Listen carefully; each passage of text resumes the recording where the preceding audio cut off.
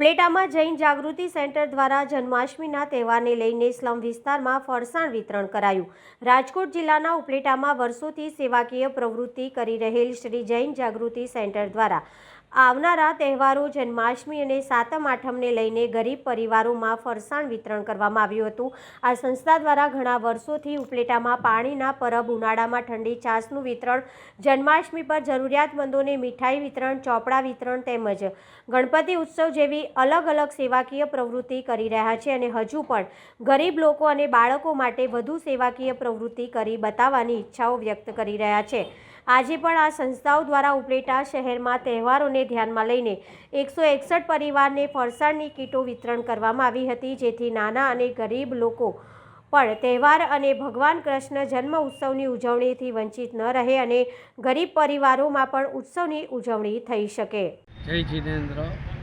દરેક સાતમ આઠમની અંદરમાં જૈન જાગૃતિનું સૂત્ર છે પરસ્પર પ્રેમ અને પરિસ્થિતિ પંદર પરિવાર 161 પરિવારને 1 કિલો લાડવા અને 1 કિલો ફરસાણ ટોટલી 161 કીટ બનાવેલી છે, જેની કિંમત 55,000 રૂપિયા થાય છે।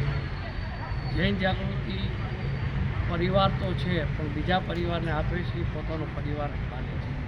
સાતમ આઠમની અંદરમાં બધાની ઘરે ખુશી છે એવો જૈન જાગૃતિનો આગ્રહ છે। જૈન જાગૃતિ હંમેશને માટે પરોપકાર્ય કાર્ય કરે છે। અમારો પરિવાર એવો છે।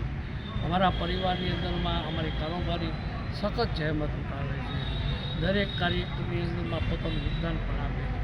જૈન જાગૃતિ પરિવારથી વધુમાં વધુ આગળ અમારાથી જે કાંઈ થાય, નવા વિચારો આવે અને સમાજને ફાયદો થાય એવી જ અમે પ્રવૃત્તિ કરતા રહીશું। કૃષ્ણ ભગવાનનો જન્મ છે સારી રીતે ઉજવાય, ગરીબના ઘરે પણ ઉજવાય એવી ભાવના સાથે